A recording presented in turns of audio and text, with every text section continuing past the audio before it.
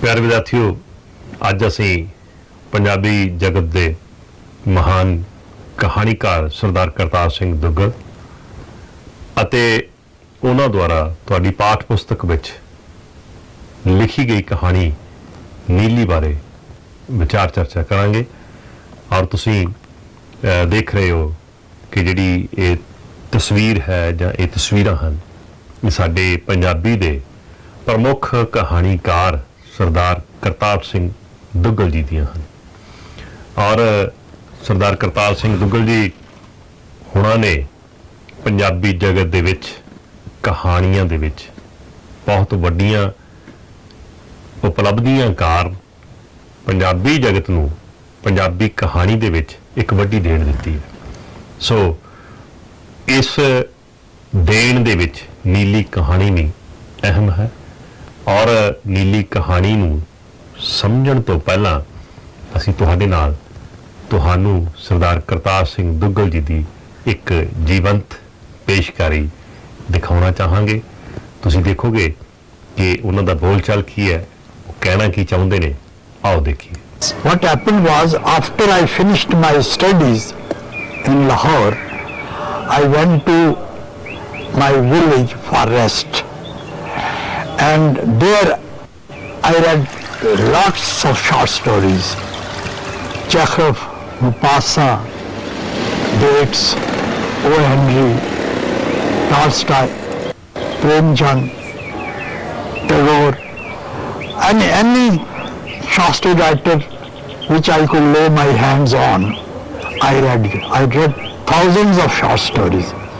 सो सरदार करतार सिंह दुग्गल जी ये गल स्पष्ट कर रहे हैं कि लाहौर तो अपनी विद्या प्राप्त करन उपरंत पिंड विच आके उन्होंने कहानियां लिखियां।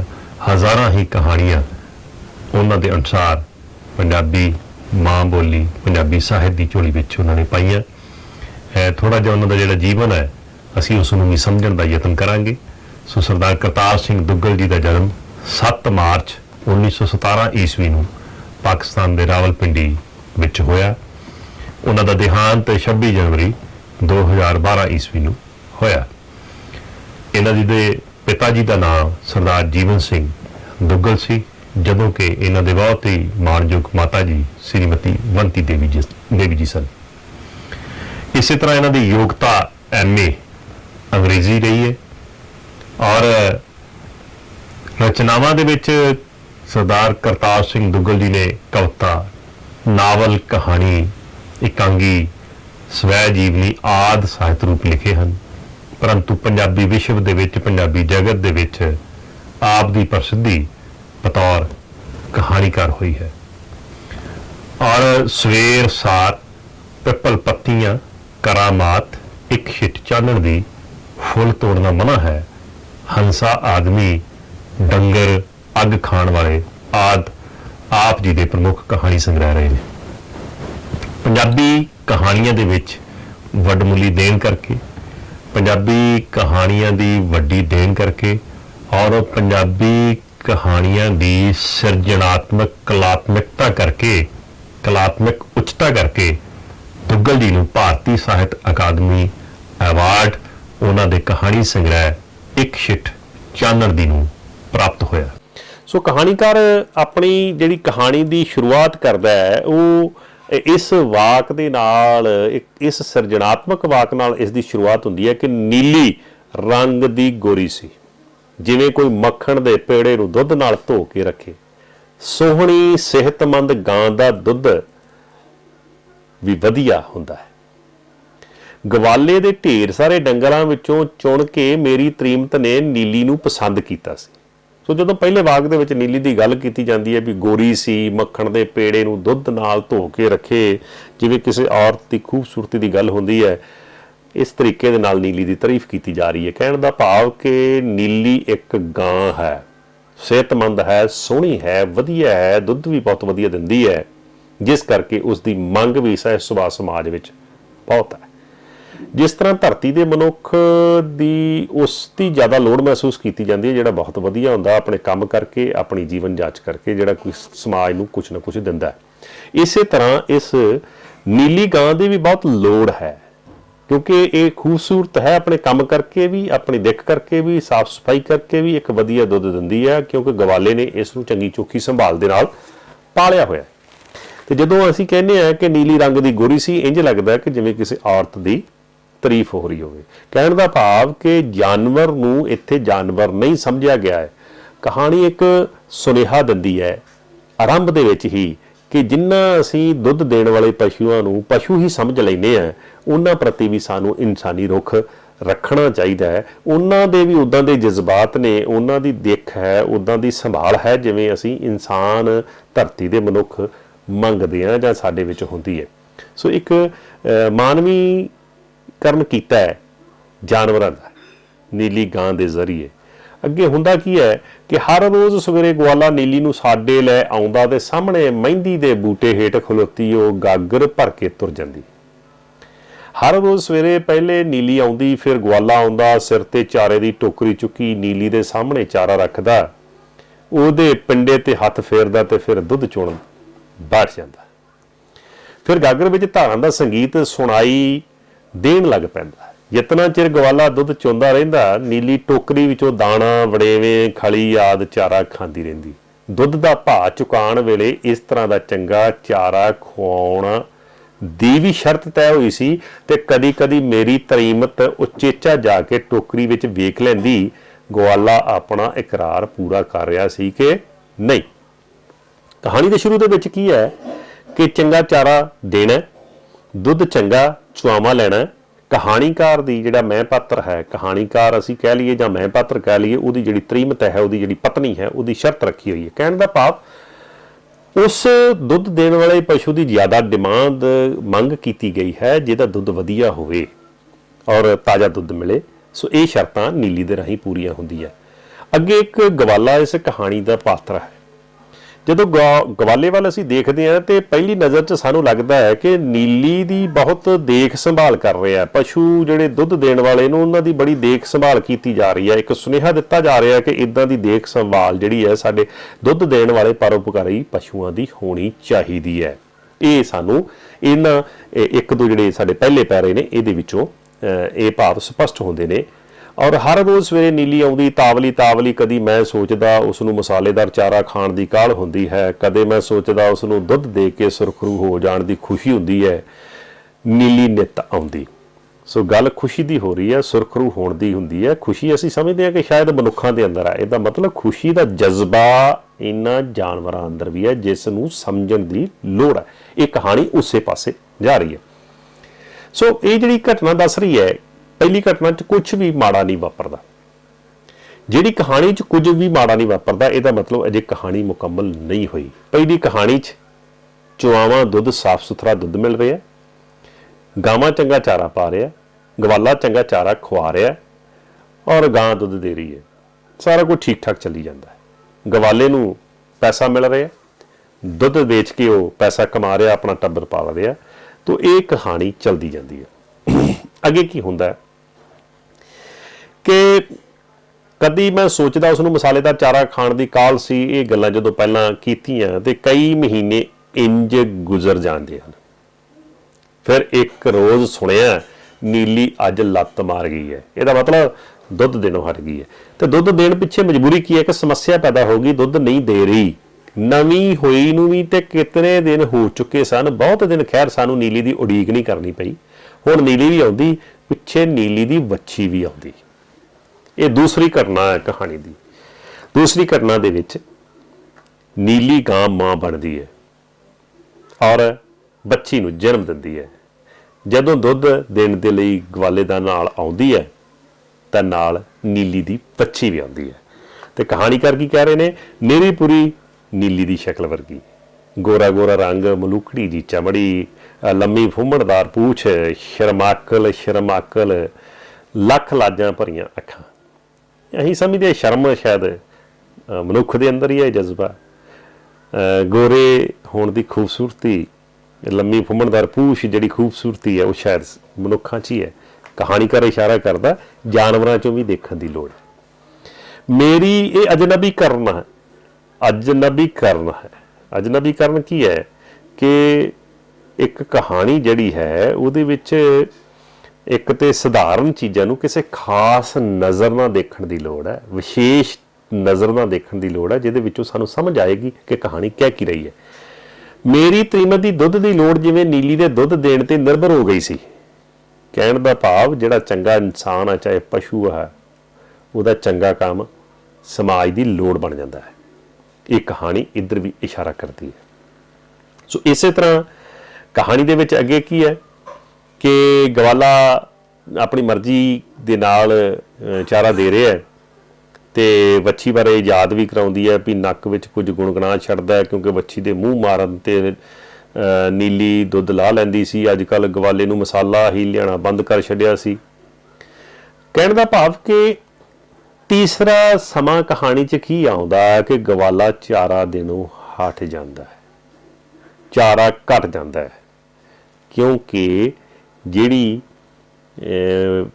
ਨੀਲੀ ਹੈ, ਨੀਲੀ ਗਾਂ ਹੈ, ਉਹਦੀ ਮਾਨਸਿਕਤਾ ਦੇ ਵਿੱਚ ਕੋਈ ਦੁੱਖ ਹੈ ਜਿਹਨੂੰ ਸਮਝਣ ਦੀ ਲੋੜ ਹੈ।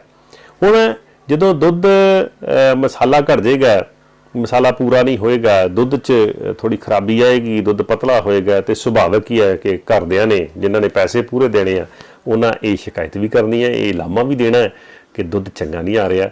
ਇਸੇ ਤਰ੍ਹਾਂ ਹੀ ਹੁੰਦਾ ਹੈ। ਫਿਰ ਗਵਾਲਾ ਕਹਿੰਦਾ ਹੈ ਨੀਲੀ ਵੱਛੀ ਲਈ ਦੁੱਧ ਛੁਪਾ ਕੇ ਰੱਖ ਲੈਂਦੀ ਏ ਤੇ ਪਿੱਛੋਂ ਉਸ ਨੂੰ ਪਿਲਾਉਂਦੀ ਹੈ ਤੇ ਹਮੇਸ਼ਾ ਮੁੜ-ਮੁੜ ਥਣਾ ਨੂੰ ਧੁੱਸਾ ਮਾਰ ਰਹੀ ਵੱਛੀ ਵੱਲ ਇਸ਼ਾਰੇ ਕਰ ਕਰਕੇ ਸਾਨੂੰ ਝੂਠਿਆਂ ਕਰਨ ਦੀ ਕੋਸ਼ਿਸ਼ ਕਰਦਾ ਹੈ। ਥੋੜਾ ਜਿਹਾ ਗਵਾਲੇ ਦਾ ਹੁਣ ਜਿਹੜਾ ਚਰਿੱਤਰ ਹੈ ਨੰਗਾ ਹੋਣਾ ਸ਼ੁਰੂ ਹੋ ਜਾਂਦਾ ਹੈ ਕਿ ਗਵਾਲੇ ਦੇ ਅੰਦਰ ਕੀ ਹੈ, ਬਹਾਨੇਬਾਜ਼ੀ ਕਰ ਰਿਹਾ। ਅਖੀਰ ਉਹੀ ਗੱਲ ਹੋਈ, ਵੱਛੀ ਮਰ ਗਈ। ਅਗਲੇ ਰੋਜ਼ ਗਵਾਲਾ ਨਿੱਕਾ ਜਿਹਾ ਮੂੰਹ ਲੈ ਕੇ ਆਇਆ।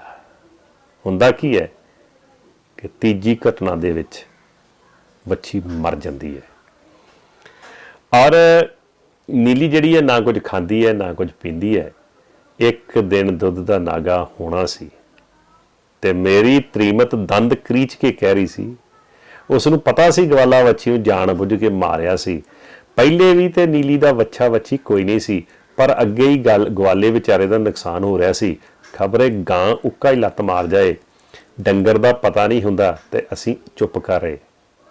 ਇੱਥੇ ਕੀ ਹੁੰਦਾ ਕਹਾਣੀ ਦੇ ਵਿੱਚ ਕਿ ਵੱਛੀ ਕਿਉਂ ਮਰਦੀ ਹੈ ਕਿ ਜਿਹੜਾ ਵੱਛੀ ਨੇ ਦੁੱਧ ਪੀਣਾ ਸੀ, ਗਵਾਲਾ ਲਾਲਚੀ ਹੋ ਜਾਂਦਾ ਹੈ।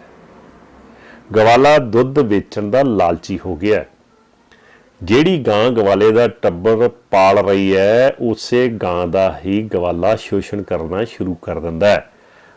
ਉਹ ਇਸ ਤਰ੍ਹਾਂ ਕਰਦਾ ਹੈ ਕਿ ਜਿਹੜਾ ਵੱਛੀ ਨੇ ਦੁੱਧ ਪੀਣਾ ਹੁੰਦਾ, ਗਵਾਲਾ ਉਹ ਵੀ ਵੇਚਣਾ ਸ਼ੁਰੂ ਕਰ ਦਿੰਦਾ ਹੈ। ਜਦੋਂ ਉਹ ਦੁੱਧ ਵੀ ਵੇਚਿਆ ਜਾ ਰਿਹਾ ਮਾਰਕੀਟ ਦੇ ਵਿੱਚ ਤੇ ਵੱਛੀ ਨੂੰ ਦੁੱਧ ਨਹੀਂ ਮਿਲ ਰਿਹਾ ਤੇ ਵੱਛੀ ਭੁੱਖੀ ਰਹਿੰਦੀ ਹੈ। ਇਸ ਕਰਕੇ ਉਸ ਭੁੱਖ ਕਰਕੇ, ਦੁੱਧ ਨਾ ਮਿਲਣ ਕਰਕੇ ਵੱਛੀ ਜਿਹੜੀ ਹੈ ਮਰ ਜਾਂਦੀ ਹੈ। ਸੋ ਕਹਾਣੀ ਦੇ ਵਿੱਚ ਜਿਹੜੀ ਇੱਕ ਘਟਨਾ ਹੈ ਬਹੁਤ ਕੁਝ ਸਿਖਾ ਜਾਂਦੀ ਹੈ। ਕੀ ਸਿਖਾਉਂਦੀ ਹੈ ਕਿ ਇੱਕ ਉਹ ਪਸ਼ੂ ਨੇ ਜਿਹੜੇ ਆਪਣੇ ਕੰਮ ਕਰਕੇ ਬਹੁਤ ਪਰਉਪਕਾਰੀ ਨੇ, ਬੜੇ ਪਰਉਪਕਾਰ ਕਰਦੇ ਨੇ ਸਾਡੇ ਇਨਸਾਨੀਅਤ ਤੇ, ਸਾਡਾ ਸਾਰਾ ਟੱਬਰ ਪਾਲ ਰਹੇ ਹੁੰਦੇ ਨੇ ਆਪਣੇ ਦੁੱਧ ਦੇ ਨਾਲ। ਤੇ ਇਹੀ ਮਨੁੱਖ ਜਿਹੜਾ ਆਪਣਾ ਵੀ ਟੱਬਰ ਪਾਲ ਰਿਹਾ ਹੈ, ਜਿਹੜੀ ਤ੍ਰੀਮਤ ਤੇ ਮੈਂ ਪਾਤਰ ਦੁੱਧ ਲੈ ਰਹੇ ਨੇ, ਉਹ ਟੱਬਰ ਵੀ ਦੁੱਧ ਦੇ ਨਾਲ ਪਾਲਿਆ ਜਾ ਰਿਹਾ ਇੱਕ ਗਾਂ ਦੀ ਦੇ ਨਾਲ। ਪਰੰਤੂ ਹੁੰਦਾ ਕੀ ਹੈ ਕਿ ਗਾਂ ਦੀ ਵੱਛੀ ਦਾ ਦੁੱਧ ਵੇਚ ਕੇ ਗਾਂ ਦੀ ਵੱਛੀ ਮਾਰ ਦਿੱਤੀ ਜਾਂਦੀ ਹੈ, ਉਹ ਮਰ ਜਾਂਦੀ ਹੈ। ਗਵਾਲਾ ਉਸ ਦਾ ਕਾਤਲ ਹੈ। ਇਸ ਦਾ ਮਤਲਬ ਕੀ ਹੋ ਗਿਆ ਕਿ ਮਨੁੱਖ, ਸਵਾਰਥੀ ਮਨੁੱਖ ਆਪਣੇ ਸਵਾਰਥ ਤਹਿਤ ਜਾਨਵਰਾਂ ਦਾ ਸ਼ੋਸ਼ਣ ਕਰਨ ਤੋਂ ਵੀ ਬਾਜ਼ ਨਹੀਂ ਆਉਂਦਾ। ਇਹ ਕਹਾਣੀ ਦੇ ਵਿੱਚ ਕਹਾਣੀਕਾਰ ਨੇ ਇੱਕ ਬਹੁਤ ਤਿੱਖਾ ਵਿਅੰਗ ਕੱਸਿਆ।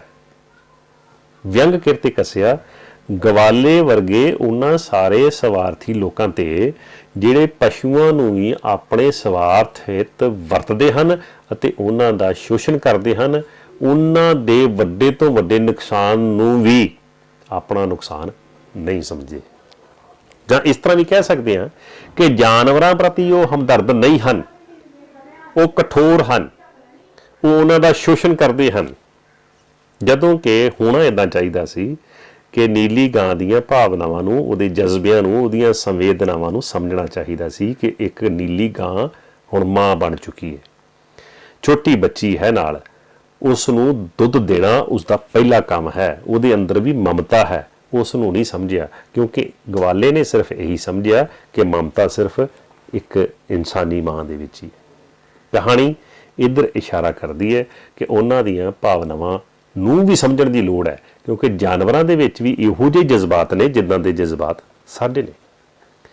ਜੇ ਮਨੁੱਖ ਦੇ ਵਿੱਚ ਮਾਂ ਦੀ ਮਮਤਾ ਹੈ ਤਾਂ ਨੀਲੀ ਗਾਂ 'ਚ ਵੀ ਮਮਤਾ ਹੈ।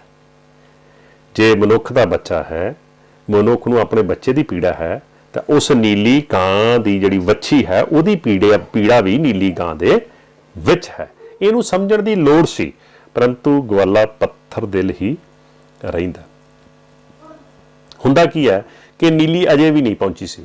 ਫਿਕਰਾਂ ਵਿੱਚ ਗਣੂਦ ਉਖੜੇ ਕਦਮ, ਬੇਦਿਲੇ ਪੈਰ ਉਹ ਆ ਰਹੀ ਸੀ। ਮਹਿੰਦੀ ਹੇਠ ਆ ਕੇ ਖੜੋ ਗਈ, ਉਸ ਟੋਕਰੀ ਵੱਲ ਵੇਖਿਆ ਤੱਕ ਨਹੀਂ। ਗਵਾਲੇ ਨੇ ਮਸਾਲੇ ਵਿੱਚ ਫਿਰ ਆਪਣੀ ਬਾਹ ਫੇਰੀ ਤੇ ਟੋਕਰੀ ਨੂੰ ਉਛਾਲ ਕੇ ਵੜੇਵਿਆਂ ਨੂੰ ਵਿਖਾਇਆ, ਦਾਣੇ ਨੂੰ ਵਿਖਾਇਆ। ਇਸ ਵਾਰ ਖਲੀ ਦੀ ਖੁਸ਼ਬੂ ਸਾਡੇ ਤੱਕ ਬਰਾਂਡੇ ਵਿੱਚ ਵੀ ਆਈ। ਨੀਲੀ ਅੱਗੇ ਹੋਈ, ਫਿਰ ਰੁਕ ਗਈ, ਫਿਰ ਅੱਗੇ ਹੋਈ, ਮੁੜ ਉਸ ਮੂੰਹ ਮੋੜ ਲਿਆ। ਕਿਤਨਾ ਚਿਰ ਜਿਵੇਂ ਸੋਚਦੀ ਰਹੀ। ਸਾਹਮਣੇ ਟੋਕਰੀ ਵਿੱਚ ਪੀਲਾ ਦਾਣਾ ਸੀ। ਇਧਰੋਂ ਖਾਓ, ਉਧਰ ਹਜ਼ਮ ਹੋ ਜਾਓ, ਨਾਲੇ ਖਲੀ ਖਾਓ ਤੇ ਭੁੱਖ ਕਿਤਨੀ ਲੱਗਦੀ। ਪਰ ਅੱਜ ਨੀਲੀ ਤੋਂ ਕੁਝ ਖਾਧਾ ਨਹੀਂ ਸੀ ਜਾ ਰਿਹਾ। ਗਵਾਲਾ ਨੀਲੀ ਦੇ ਸਿਰ ਤੇ ਹੱਥ ਫੇਰਨ ਲੱਗ ਪਿਆ, ਮੂੰਹ ਨਾਲ ਉਹਨੂੰ ਪੁਚਕਾਰਨ ਲੱਗ ਪਿਆ। ਕਿਤਨਾ ਚਿਰ ਇੰਜ ਕਰਦਾ ਰਿਹਾ। ਟੋਕਰੀ ਕੋਲ ਬੈਠ ਕੇ ਉਸ ਫਿਰ ਹੱਥ ਫੇਰਿਆ ਔਰ ਖਲੀ ਦੀ ਖੁਸ਼ਬੂ ਫਿਰ ਉੱਠੀ। ਨੀਲੀ ਦੀ ਜਿਵੇਂ ਅਬੜਵਾਏ ਗਰਦਨ ਉਸ ਪਾਸੇ ਮੁੜ ਗਈ। ਆਪ ਹੀ ਆਪ ਉਸ ਦਾ ਕਦਮ ਜਿਵੇਂ ਅੱਗੇ ਪਿਆ ਤੇ ਉਸ ਟੋਕਰੀ ਵਿੱਚ ਆਪਣੀ ਥੂਥੜੀ ਨੂੰ ਛੱਡ ਦਿੱਤਾ। ਕਿਤਨਾ ਚਿਰ ਇੰਜ ਉਹਦਾ ਮੂੰਹ ਮਸਾਲੇ ਵਿੱਚ ਪਿਆ ਰਿਹਾ। ਹੁਣ ਇਹ ਜਿਹੜੀ ਉਦਾਸੀਨ ਅਵਸਥਾ ਹੈ, ਇੱਥੇ ਇੱਕ ਜਿਹੜੀ ਨੀਲੀ ਗਾਂ ਹੈ ਉਹਦੇ ਅੰਦਰ ਆਪਣੀ ਬੱਚੀ ਦੇ ਮਰਨ ਦਾ ਦੁੱਖ ਹੈ, ਜਿਹਦੇ ਕਰਕੇ ਨਾ ਤੇ ਉਸ ਨੂੰ ਚਾਰੇ ਦੇ ਵਿੱਚੋਂ ਖੁਸ਼ਬੂ ਆ ਰਹੀ ਹੈ, ਨਾ ਚਾਰਾ ਖਾਧਾ ਜਾ ਰਿਹਾ ਤੇ ਨਾ ਹੀ ਦੁੱਧ ਦਿੱਤਾ ਜਾ ਰਿਹਾ। ਅਜੇ ਗਵਾਲਾ ਯਤਨ ਕਰ ਰਿਹਾ ਕਿ ਚਾਰੇ ਦੇ ਨਾਲ ਫਿਰ ਤੋਂ ਦੁੱਧ ਜਿਹੜਾ ਹੈ ਉਹ ਦੇਣਾ ਸ਼ੁਰੂ ਕਰੇ ਤੇ ਉਹਦਾ ਕਾਰੋਬਾਰ ਸ਼ੁਰੂ ਹੋ ਜਾਵੇ।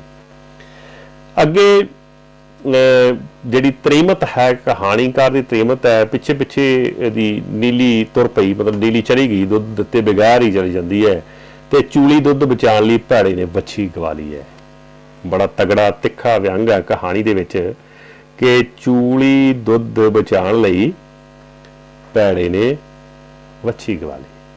ਤੋ ਇਹ ਕਹਾਣੀ ਦਾ ਇੱਕ ਤਿੱਖਾ ਉਹ ਵਿਅੰਗ ਹੈ ਜਿਹਦੇ ਵਿੱਚ ਆਪਣੇ ਵੱਡੇ ਫਾਇਦੇ ਮੁਨਾਫੇ ਨੂੰ ਛੱਡ ਕੇ ਗਵਾਲਾ ਥੋੜੇ ਸਮੇਂ ਦੇ ਪਹਿਲੇ ਲਾਭ ਨੂੰ ਮੁੱਖ ਰੱਖ ਕੇ ਵੱਛੀ ਮਾਰ ਦਿੰਦਾ। ਉਹ ਇਹ ਨਹੀਂ ਸੋਚਦਾ ਕਿ ਇਹ ਜਿਹੜੀ ਵੱਛੀ ਸੀ ਇਹਨੇ ਵੀ ਵੱਡੀ ਹੋ ਕੇ ਗਾਂ ਬਣਨਾ ਸੀ, ਇਹਨੇ ਹੋਰ ਦੁੱਧ ਦੇਣਾ ਸੀ, ਇਹਨੇ ਗਵਾਲੇ ਦਾ ਆਰਥਿਕ ਸਹਾਰਾ ਬਣਨਾ ਸੀ। ਪਰ ਗਵਾਲਾ ਦੂਰ ਦੀ ਇਸ ਸੋਚ ਨੂੰ ਸਮਝ ਨਹੀਂ ਸਕਿਆ। ਉਹ ਆਪਣੇ ਸਵਾਰਥ ਵਸ, ਆਪਣੇ ਲਾਲਚ ਵਸ ਉਸ ਵੱਛੀ ਨੂੰ ਉਹਦਾ ਦੁੱਧ ਖੋ ਕੇ ਉਹਦੇ ਮਾਰਨ ਦਾ ਇੱਕ ਵੱਡਾ ਕਾਰਨ ਬਣ ਜਾਂਦਾ ਹੈ। ਤੇ ਜਦੋਂ ਇਹ ਜਿਹੜੀ ਨੀਲੀ ਹੈ ਦੁੱਧ ਨਹੀਂ ਦਿੰਦੀ, ਚਾਰਾ ਨਹੀਂ ਖਾਂਦੀ, ਤੇ ਗਵਾਲਾ ਕ੍ਰੋਧਿਤ ਹੋ ਜਾਂਦਾ ਹੈ। ਗਵਾਲਾ ਕ੍ਰੋਧ 'ਚ ਉੱਠਿਆ, ਇੱਕ ਨਜ਼ਰ ਉਸ ਨੀਲੀ ਵੱਲ ਵੇਖਿਆ, ਉਹਦੀਆਂ ਨਜ਼ਰਾਂ ਵਿੱਚ ਗਜ਼ਬ ਸੀ। ਇੱਕ ਸਾਹ ਨੀਲੀ ਮਸਾਲੇ ਨੂੰ ਖਾ ਰਹੀ ਸੀ ਜਿਵੇਂ ਕੁਝ ਹੋਇਆ ਹੀ ਨਹੀਂ ਹੁੰਦਾ। ਤੇ ਗਵਾਲੇ ਨੇ ਅੱਗੇ ਵੱਧ ਕੇ ਮਸਾਲੇ ਦੀ ਟੋਕਰੀ ਨੂੰ ਖੋਲਿਆ ਤੇ ਉਸ ਨੂੰ ਸਿਰ ਤੇ ਰੱਖ ਕੇ ਤੇਜ਼ ਕਦਮ ਮੁੜ ਤੁਰਿਆ। ਨੀਲੀ ਉੱਥੇ ਦੀ ਉੱਥੇ ਖਲੋਤੀ, ਗਰਦਨ ਮੋੜ ਗਵਾਲੇ ਨੂੰ ਵੇਖਣ ਲੱਗ ਪਈ। ਉਹ ਤੇ ਮਸਾਲੇ ਦੀ ਟੋਕਰੀ ਚੁੱਕੀ ਵਾਹੋ ਦਾ ਹੀ ਜਾ ਰਿਹਾ ਸੀ। ਦੂਰ ਕੋਠੀ ਦੇ ਗੇਟ ਕੋਲ ਜਦੋਂ ਉਹ ਪੁੱਜਾ, ਨੀਲੀ ਉੜੀਕੀ ਜਿਵੇਂ ਉਸ ਨੂੰ ਬੁਲਾ ਰਹੀ ਹੋਵੇ। ਗਵਾਲੇ ਨੇ ਪ੍ਰਵਾਹ ਨਹੀਂ ਕੀਤੀ ਤੇ ਜਦੋਂ ਹੱਥ ਵਧਾ ਕੇ ਉਹ ਗੇਟ ਨੂੰ ਖੋਲ੍ਹਣ ਲੱਗਾ, ਨੀਲੀ ਨੇ ਫਿਰ ਉਡੀਕ ਕੇ ਜਿਵੇਂ ਉਹਨੂੰ ਬੁਲਾਇਆ। ਗਵਾਲਾ ਗੁੱਸੇ ਵਿੱਚ ਕੋਠੀ ਤੋਂ ਬਾਹਰ ਚਲਾ ਗਿਆ। ਕਿਤਨਾ ਚਿਰ ਉਂਝ ਮਹਿੰਦੀ ਹੇਠ ਖਲੋਤੀ ਬੂਥੀ ਚੁੱਕੀ ਨੀਲੀ ਗੇਟ ਵੱਲ ਵੇਖਦੀ ਰਹੀ, ਜਿਵੇਂ ਉਹ ਗਵਾਲੇ ਨੂੰ ਢੀਕ ਰਹੀ ਹੋਵੇ। ਵਿੱਚ ਨੀਲੀ ਕਦੀ ਉਡੀਕਦੀ, ਜਿਵੇਂ ਗਵਾਲੇ ਨੂੰ ਆਵਾਜ਼ਾਂ ਦੇ ਰਹੀ ਹੋਵੇ, ਜਿਵੇਂ ਨੀਲੀ ਉਹਨੂੰ ਕਹਿ ਰਹੀ ਹੋਵੇ। ਹੁਣ ਨੀਲੀ ਕੀ ਕਹਿ ਰਹੀ ਹੈ ਇਹ ਆਪਾਂ ਬਾਅਦ ਚ ਗੱਲ ਕਰਦੇ ਹਾਂ, ਲੇਕਿਨ ਇਹ ਜਿਹੜਾ ਘਟਨਾਕ੍ਰਮ ਹੈ ਜਿਸ ਵਿੱਚ ਨੀਲੀ ਦੀ ਮਾਨਸਿਕਤਾ ਦੁਖੀ ਅਵਸਥਾ ਵਾਲੀ ਹੈ ਤੇ ਉਹ ਚਾਰਾ ਨਹੀਂ ਖਾ ਸਕਦੀ। ਜਦੋਂ ਚਾਰਾ ਨਹੀਂ ਖਾ ਸਕਦੀ, ਉਹਦੀ ਮਾਨਸਿਕਤਾ ਉਦਾਸ ਹੈ ਜਾਂ ਮਾਨਸਿਕ ਰੂਪ ਚ ਉਹ ਉਦਾਸ ਅਵਸਥਾ ਚ ਹੈ, ਚਾਰਾ ਨਹੀਂ ਖਾ ਸਕਦੀ ਤੇ ਦੁੱਧ ਵੀ ਨਹੀਂ ਦਿੰਦੀ, ਇਹ ਉਹਦੀ ਮਜਬੂਰੀ ਹੈ। ਗਵਾਲਾ ਇਸ ਨੂੰ ਸਮਝਦਾ ਨਹੀਂ।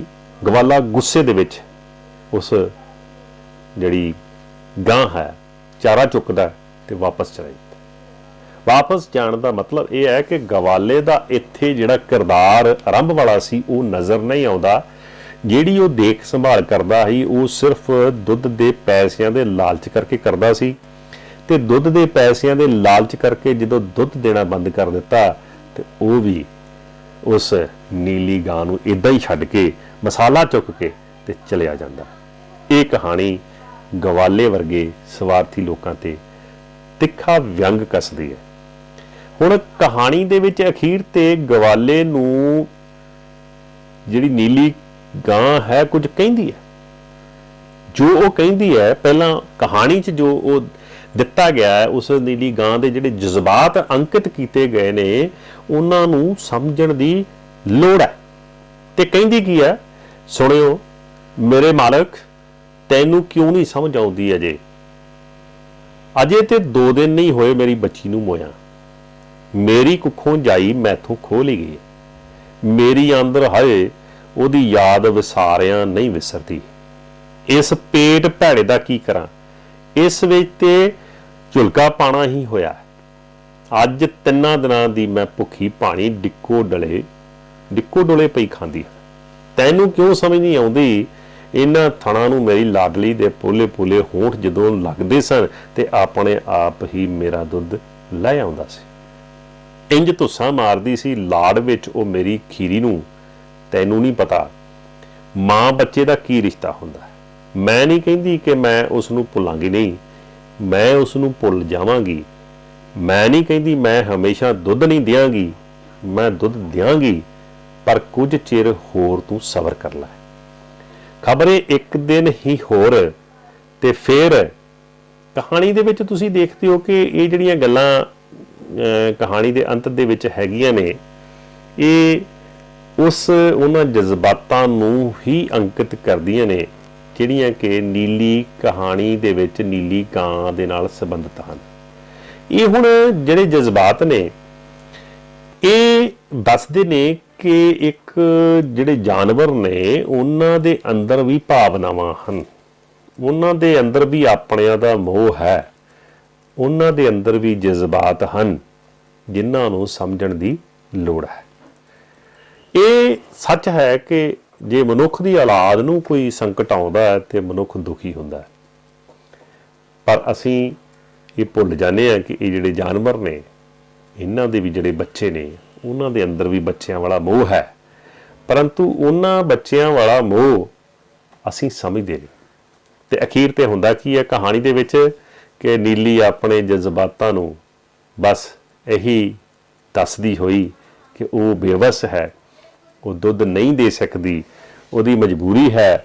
ਆਉਣ ਵਾਲੇ ਸਮੇਂ 'ਚ ਉਹ ਗਵਾਲੇ ਦਾ ਟੱਬਰ ਪਾਲੇਗੀ। ਉਹ ਆਵਾਜ਼ਾਂ ਮਾਰਦੀ ਹੈ, ਉਹ ਕੁਝ ਕਹਿੰਦੀ ਹੈ।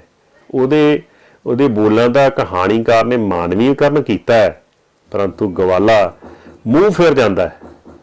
ਉਹ ਉਸਦੀ ਇਸ ਗੱਲ ਨੂੰ ਸਮਝਦਾ ਨਹੀਂ, ਉਸਦੇ ਦੁੱਖ ਭਰੇ ਜਜ਼ਬਾਤਾਂ ਨੂੰ ਸਮਝਦਾ ਨਹੀਂ ਹੈ ਤੇ ਉਹ ਆਪਣੇ ਕਦਮ ਵਾਪਸ ਲੈ ਜਾਂਦਾ ਹੈ। ਕਹਾਣੀ ਦਾ ਜਿਹੜਾ ਇਹ ਅੰਤ ਹੈ, ਜਦੋਂ ਅਸੀਂ ਦੇਖਦੇ ਹਾਂ ਵੀ ਇਹ ਜਿਹੜਾ ਕਹਾਣੀ ਦਾ ਅੰਤ ਹੈ ਇਹ ਬੜਾ ਦੁਖਾਂਤਕ ਹੋਣੀ ਵਾਲਾ ਹੈ। ਜੋ ਵਾਪਰਦਾ ਉਹ ਸੁਖਾਵਾਂ ਨਹੀਂ ਹੈ, ਜੋ ਵਾਪਰਦਾ ਹੈ ਉਹ ਸੁਖਾਵਾਂ ਨਹੀਂ ਹੈ, ਉਸ ਵਿੱਚ ਅਣਸੁਖਾਵਾਂਪਨ ਹੈ ਔਰ ਉਸ ਵਿੱਚੋਂ ਹੀ ਮਨੁੱਖ ਦੀ ਇੱਕ ਸੇਧ ਨਿਕਲਦੀ ਹੈ। ਇਹ ਜਿਹੜੀ ਸੇਧ ਹੈ ਉਹ ਇਸੇ ਵਿਸ਼ੇ ਦੇ ਨਾਲ ਜੁੜੀ ਹੋਈ ਹੈ ਕਿ ਇਹ ਜਿਹੜੇ ਜਾਨਵਰ ਨੇ ਇਹ ਮਨੁੱਖ ਲਈ ਪਰਉਪਕਾਰੀ ਹੈਗੇ ਨੇ ਔਰ ਜਦੋਂ ਇਹ ਦੁੱਧ ਦਿੰਦੇ ਨੇ, ਸਾਡੇ ਟੱਬਰ ਪਾਲਦੇ ਨੇ, ਸਾਨੂੰ ਆਰਥਿਕ ਫਾਇਦਾ ਦਿੰਦੇ ਨੇ, ਤੇ ਸਾਨੂੰ ਉਹਨਾਂ ਦੇ ਸ਼ੋਸ਼ਣ ਤੋਂ ਉੱਪਰ ਉੱਠ ਕੇ ਉਹਨਾਂ ਨੂੰ ਪੁਚਕਾਰਨਾ ਚਾਹੀਦਾ, ਪਿਆਰ ਨਾਲ ਰੱਖਣਾ ਚਾਹੀਦਾ, ਚੰਗੀ ਚੋਖੀ ਸੰਭਾਲ ਕਰਨੀ ਚਾਹੀਦੀ ਹੈ। ਸਿਰਫ ਲਾਲਚਬਾਜ਼ੀ ਨਹੀਂ ਕਰਨੀ ਚਾਹੀਦੀ। ਜੇ ਕੁਝ ਸਮਾਂ ਦੁੱਧ ਨਹੀਂ ਦਿੱਤਾ ਜਾ ਰਿਹਾ ਹੈ ਤੇ ਉਹਨਾਂ ਦੇ ਦੁੱਖ ਨੂੰ ਸਮਝਣ ਦਾ ਯਤਨ ਕਰਨਾ ਚਾਹੀਦਾ ਹੈ। ਲੇਕਿਨ ਕਹਾਣੀ ਦੇ ਵਿੱਚ ਸਾਡਾ ਰੋਸ ਹੈ, ਜਿਹੜਾ ਸਾਡਾ ਦੁੱਖ ਹੈ, ਉਹ ਸਾਡਾ ਜਾਗਦਾ ਹੈ। ਇੱਕ ਪਾਸੇ ਹਮਦਰਦੀ ਜਾਂਦੀ ਹੈ ਨੀਲੀ ਗਾਂ ਦੇ ਨਾਲ, ਤੇ ਦੂਜੇ ਪਾਸੇ ਇਹ ਪਾਠਕ ਦਾ ਜਿਹੜੀ ਵਿਰੋਧ ਹੈ, ਜਾਂ ਪਾਠਕ ਨੂੰ ਜਿਹੜੀ ਚੀਜ਼ ਤੋਂ ਗੁੱਸਾ ਆਉਂਦਾ, ਜਾਂ ਤੁਸੀਂ ਹੁਣ ਸਰੋਤੇ ਹੋ ਤਾਂ ਜਦੋਂ ਤੁਸੀਂ ਸੁਣਦੇ ਹੋ ਵੀ ਇਦਾਂ ਹੋਇਆ, ਤੇ ਗਵਾਲਾ ਉਹ ਧਿਰ ਬਣਦਾ ਹੈ ਜਿਸ ਧਿਰ ਦੇ ਨਾਲ ਸਾਡੀ ਹਮਦਰਦੀ ਨਹੀਂ ਹੈ। ਸ਼ੁਰੂ 'ਚ ਗਵਾਲੇ ਦਾ ਚਰਿੱਤਰ ਤੇ ਅਖੀਰ 'ਚ ਗਵਾਲੇ ਦੇ ਚਰਿੱਤਰ 'ਚ ਬਹੁਤ ਫਰਕ ਆਉਂਦਾ ਹੈ। ਔਰ ਇਹ ਫਰਕ ਜਿਹੜਾ ਹੈ ਇੱਕ ਕਹਾਣੀ 'ਚ ਸੁਨੇਹਾ ਦਿੰਦਾ ਹੈ ਕਿ ਬੰਦਾ ਬੇਸ਼ੱਕ ਬਦਲਦਾ ਹੈ, ਉਹਦੇ ਹਾਲਾਤ ਉਸ ਨੂੰ ਬਦਲਾਉਂਦੇ ਹਨ, ਪਰੰਤੂ ਉਸ ਦੀਆਂ ਮਾਨਵੀ ਭਾਵਨਾਵਾਂ ਜਿਹੜੀਆਂ ਨੇ ਬਰਕਰਾਰ ਰਹਿਣੀਆਂ ਚਾਹੀਦੀਆਂ ਹਨ। ਅੱਗੇ ਅਖੀਰ ਤੇ ਕਹਾਣੀ ਦੇ ਵਿੱਚ ਨੀਲੀ ਗਾਂ ਫਿਰ ਅੱਗੇ ਕੀ ਕਹਿੰਦੀ ਹੈ ਕਿ ਤੂੰ ਮੁੜ ਆ, ਗਵਾਲੇ ਨੂੰ ਸੰਬੋਧਨ ਕਰਦੀ ਹੈ, ਇੰਜ ਮੈਨੂੰ ਭੁੱਖਾ ਨਾ ਮਾਰ, ਅੱਗੇ ਥੋੜਾ ਮੇਰੇ ਨਾਲ ਅਨਿਆਂ ਹੋਇਆ ਏ, ਤੇ ਮੁੜ ਆ ਮੇਰੇ ਮਾਲਕ। ਕਿਤਨਾ ਚਿਰ ਮਹਿੰਦੀ ਹੇਠ ਉਂਝ ਦੀ ਉਂਝ ਖੜੋਤੀ, ਨੀਲੀ ਕੋਠੀ ਦੇ ਗੇਟ ਵੱਲ ਵੇਖਦੀ ਰਹੀ, ਗਵਾਲਾ ਨਹੀਂ ਮੁੜਿਆ।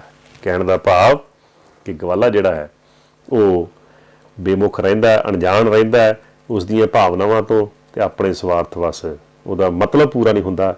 ਇਸ ਕਰਕੇ ਉਹ ਮੂੰਹ ਮੋੜ ਕੇ ਤੇ ਨੀਲੀ ਗਾਂ ਨਾਲੋਂ ਤੋੜ ਵਿਛੋੜਾ ਕਰਕੇ ਚਲੇ ਜਾਂਦਾ। ਅਖੀਰ ਤੇ ਕਹਾਣੀ ਸੁਨੇਹਾ ਦਿੰਦੀ ਹੈ ਕਿ ਨੀਲੀ ਗਾਂ ਵਰਗੇ ਪਰ ਉਪਕਾਰੀ ਪਸ਼ੂਆਂ ਦੀਆਂ ਭਾਵਨਾਵਾਂ ਨੂੰ ਸਮਝਣਾ ਚਾਹੀਦਾ ਹੈ, ਉਹਨਾਂ ਦੇ ਨਾਲ ਹਮਦਰਦੀ ਭਰਿਆ ਵਿਵਹਾਰ ਕਰਨਾ ਚਾਹੀਦਾ ਹੈ, ਅਤੇ ਉਹਨਾਂ ਨਾਲ ਕੇਵਲ ਸਵਾਰਥੀ ਰੁਖ ਨਹੀਂ ਰੱਖਣਾ ਚਾਹੀਦਾ, ਸ਼ੋਸ਼ਣਕਾਰੀ ਵਰਤਾਓ ਨਹੀਂ ਰੱਖਣਾ ਚਾਹੀਦਾ। ਸਗੋਂ ਇੱਕ ਜਿਵੇਂ ਇਨਸਾਨ ਚਾਹੁੰਦਾ ਹੈ ਕਿ ਇਨਸਾਨਾਂ ਵਾਲਾ ਵਿਵਹਾਰ ਹੋਵੇ, ਉਸੇ ਤਰ੍ਹਾਂ ਇਹਨਾਂ ਪਰਉਪਕਾਰੀ ਪਸ਼ੂਆਂ ਦੇ ਨਾਲ ਵੀ ਇੱਕ ਚੰਗਾ ਵਰਤਾਓ ਮਨੁੱਖ ਨੂੰ ਕਰਨਾ ਚਾਹੀਦਾ। ਸਾਡੀ ਇਸ ਸੋਚ ਨੂੰ ਇਹ ਕਹਾਣੀ ਟੁੰਬਦੀ ਹੈ। ਹੁਣ ਕੁਝ ਪ੍ਰਸ਼ਨ ਤੁਹਾਡੇ ਨਾਲ ਸਾਂਝੇ ਕਰਨੇ ਨੇ, ਅਭਿਆਸ ਵਜੋਂ ਤੁਸੀਂ ਕਾਪੀਆਂ ਤੇ ਲਿਖਣੇ ਆ। ਜੇ ਕੋਈ ਤੁਹਾਨੂੰ ਮੁਸ਼ਕਲ ਲੱਗੇ ਕਿ ਕਿਸੇ ਪ੍ਰਸ਼ਨ ਦੀ ਸਮਝ ਨਹੀਂ ਆ ਰਹੀ ਜਾਂ ਕਿਸੇ ਉੱਤਰ ਦੀ ਤਲਾਸ਼ ਚਾਹੁੰਦੇ ਹੋ, ਤਾਂ ਤੁਸੀਂ ਜਦੋਂ ਮਰਜ਼ੀ ਮੇਰੇ ਨੰਬਰ 9914919111 ਤੇ ਸੰਪਰਕ ਕਰ ਸਕਦੇ ਹੋ। ਦੁਬਾਰਾ ਤੁਸੀਂ ਇਹ ਨੰਬਰ ਨੋਟ ਕਰ ਸਕਦੇ ਹੋ, 9914919111। ਸੋ ਪਹਿਲਾ ਛੋਟਾ ਜਿਹਾ ਪ੍ਰਸ਼ਨ ਹੈ ਕਿ ਸੋਹਣੀ ਸਿਹਤਮੰਦ ਗਾਂ ਦਾ ਦੁੱਧ ਵਧੀਆ ਹੁੰਦਾ ਹੈ, ਇਹ ਸਹੀ ਹੈ ਕਿ ਗਲਤ? ਇਸ ਦਾ ਜਵਾਬ ਤੁਸੀਂ ਦੇਣਾ। ਦੂਸਰਾ ਪ੍ਰਸ਼ਨ ਹੈ ਕਿ ਨੀਲੀ ਗਾਂ ਦੇ ਕਹਾਣੀਕਾਰ ਦਾ ਨਾਂ ਕੀ ਸੀ? ਦੂਜਾ ਪ੍ਰਸ਼ਨ ਹੈ। ਤੀਜਾ ਪ੍ਰਸ਼ਨ ਹੈ ਕਿ ਨੀਲੀ ਗਾਂ ਦੇ ਕਹਾਣੀਕਾਰ ਜਾਂ ਨੀਲੀ ਦੇ ਕਹਾਣੀਕਾਰ ਦੀ ਕਿਸੇ ਇੱਕ ਹੋਰ ਕਹਾਣੀ ਸੰਗ੍ਰਹਿ ਦਾ ਨਾਂ ਲਿਖੋ। ਉਹਨਾਂ ਦਾ ਜਿਹੜੇ ਨੀਲੀ ਦੇ ਕਹਾਣੀਕਾਰ ਨੇ ਸਰਦਾਰ ਕਰਤਾਰ ਸਿੰਘ ਦੁੱਗਲ, ਉਹਨਾਂ ਦੇ ਕਿਸੇ ਇੱਕ ਕਹਾਣੀ ਸੰਗ੍ਰਹਿ ਦਾ ਤੁਸੀਂ ਨਾਂ ਲਿਖਣਾ ਹੈ। ਸੋ ਇਸ ਕਹਾਣੀ ਦੇ ਵਿੱਚ, ਨੀਲੀ ਕਹਾਣੀ ਦੇ ਵਿੱਚ ਤੁਹਾਨੂੰ ਕੀ ਸੰਦੇਸ਼ ਦਿੱਤਾ ਗਿਆ? 2-4 ਲਾਈਨਾਂ ਤੁਸੀਂ ਆਪਣੇ ਆਪ ਇਸ ਤੇ ਲਿਖਣੀ ਹੈ। ਤੇ ਜਿਹੜਾ ਅਖੀਰਲਾ ਪ੍ਰਸ਼ਨ ਹੈ ਉਹ ਇਹੀ ਹੈ ਕਿ ਨੀਲੀ ਕਹਾਣੀ ਦਾ ਸਾਰ ਤੁਸੀਂ ਆਪਣੇ ਸ਼ਬਦਾਂ 'ਚ ਲਿਖਣਾ ਹੈ। ਜਿੰਨੀਆਂ ਘਟਨਾਵਾਂ ਬਿਆਨ ਕੀਤੀਆਂ, ਇੱਕ ਤਰਤੀਬ ਦੇ ਵਿੱਚ ਉਹਨਾਂ ਨੂੰ ਲਿਖ ਕੇ ਆਪਣੇ ਸ਼ਬਦਾਂ ਦੇ ਵਿੱਚ, ਤੇ ਨਾਲ ਇਹ ਜ਼ਿਕਰ ਕਰਨਾ ਹੈ ਕਿ ਕਿਹੜੀ ਘਟਨਾ ਤੁਹਾਨੂੰ ਕੀ ਸੇਧ ਦਿੰਦੀ ਹੈ ਜਾਂ ਕੀ ਸਿੱਖਿਆ ਦਿੰਦੀ ਹੈ। ਸੋ ਮੈਂ ਤੁਹਾਡਾ ਆਪਣਾ ਡਾਕਟਰ ਪਰਮਜੀਤ ਸਿੰਘ ਕਲਸੀ ਅਗਲੇ ਲੈਕਚਰ ਦੀ ਆਸ ਦੇ ਨਾਲ ਤੁਹਾਡਾ ਧੰਨਵਾਦ ਕਰਦਾ ਹਾਂ। ਬਹੁਤ ਬਹੁਤ